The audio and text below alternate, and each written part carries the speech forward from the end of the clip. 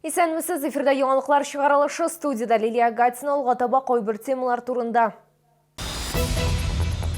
Вакцинация үлем китемнәр һәм узган 2020 ел турында сөйләштеләр. Шоуда сәламәтлек саклау идарәсенең медицина советы йомгаклау утырышы узды. Республиканың күп функцияле үзәкләрендә яңа хезмәт барлыкка килде. Аның белән кем һәм ничек файдалана алачак? 15 миллион сумлык мөлкә сакланып калды. Керамик плита складындагы янгынның нечкәлекләре билгеле булды.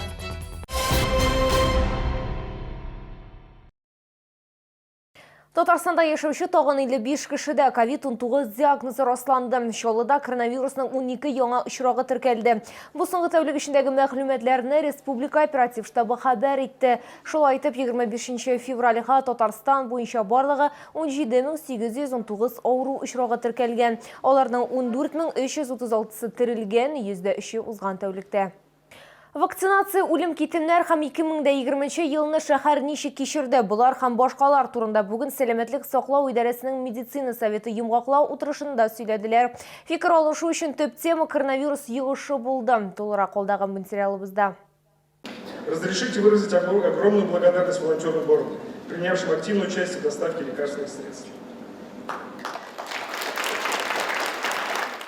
Бер ел элек фатирдан чыгу бар тик пропуск буенча гына рөхсәт ителә иде. Даруларны авыручыларның өйләренә волонтерлар алып килде. Битле һәм перчатка режимы кертелде. Ковид белән авыручыларга ковид статусы 4 хастаханәдә ярдәм күрсәтелде. Үлем сәбәпләре рейтингында сулыш органнары авырулары лидерлык позицияләренә чыкты. В период подъема инфекционной заболеваемости и перепрофилирования стационаров в городе оставался один инфекционный госпиталь, это БСМП.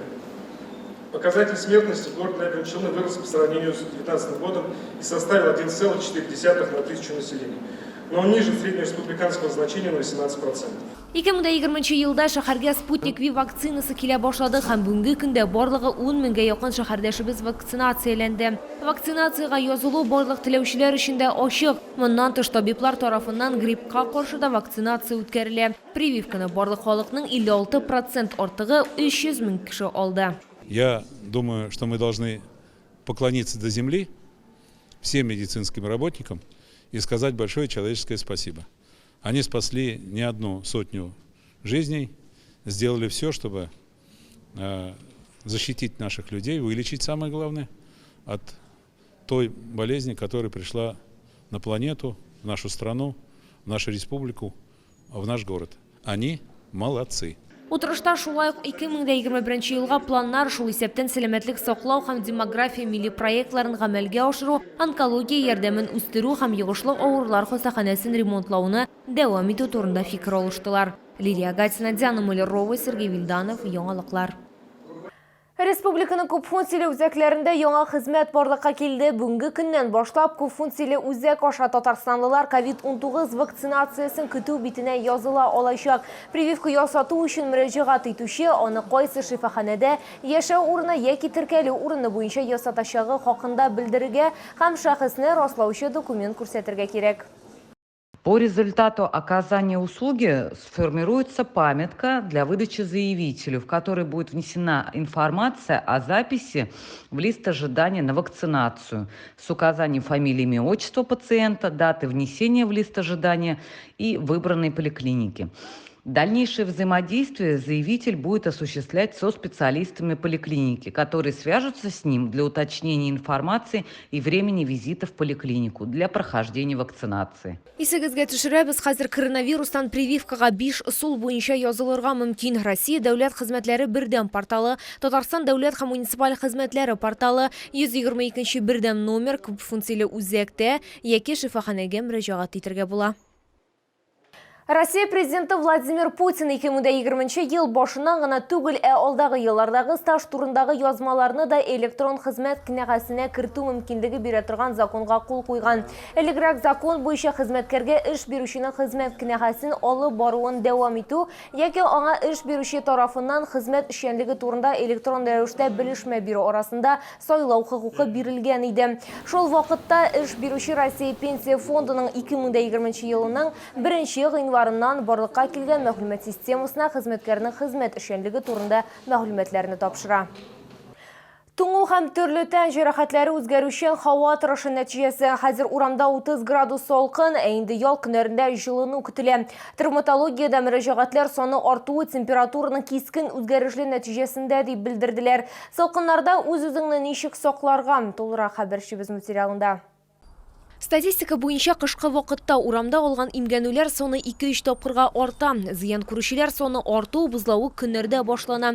Әйтик, күптән түгел һава торышы җылытканнан соң икенче көнгә медикларга ярдәм сорап 120 кеше мөрәҗәгать иткән. Кыш дәвамында травмпунктка барлыгы 4200 пациент килгән. В основном во дворе из-за гололеда. Потому что на больших улицах, как правило, там лед или посыпают общегородская служба.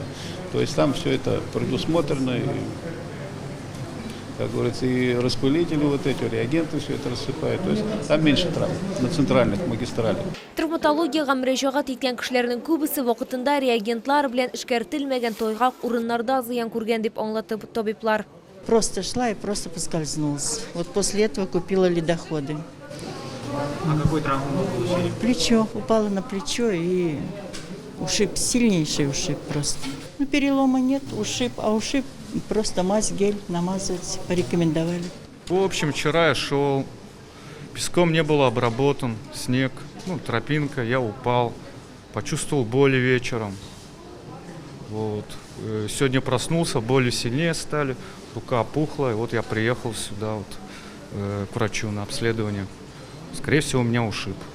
Урамда йыгылган очракта табиблар йомгакланырга һәм башны җилкәгә табып артка, ян якка йыгылырга куша. Шулай ук җылы һәм асты тайгак булмаган аяк киеменә игътибар итәргә кирәк. Лилия Гатина, Руслан Бикмухамметов, Сергей Вильданов, Яңалыклар.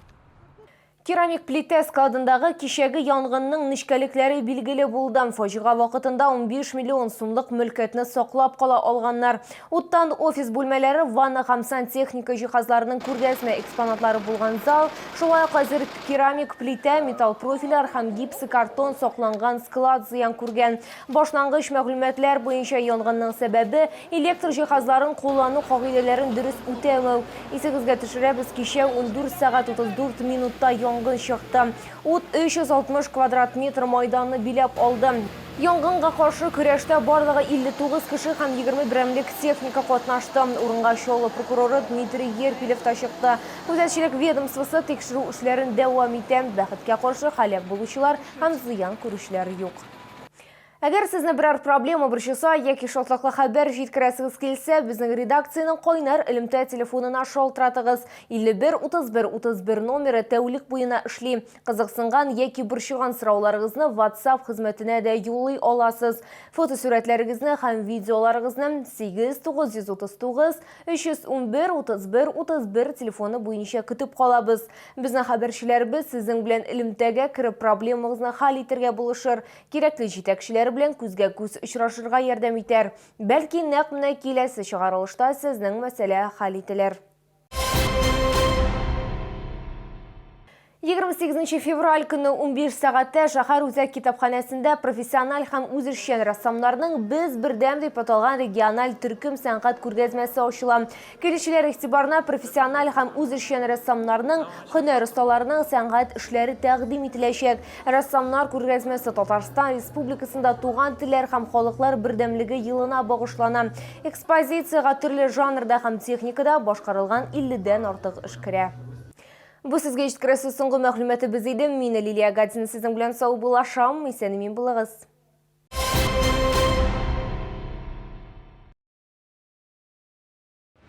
Приглашаем на всероссийскую выставку «Стройэкспо Татарстан-2021» с 3 по 5 марта. ВЦ «Экспокама». 19 марта. Концертный зал Сары Садыковой. Новые русские бабки с программой «Юмор». Приходите, люди добрые, и будет вам счастье. Телефон 34 40 64. Центр восстановительной медицины. Восстановление после замены суставов, травм, инсульта. Прием невролога, ортопеда. Телефон 78 09 35.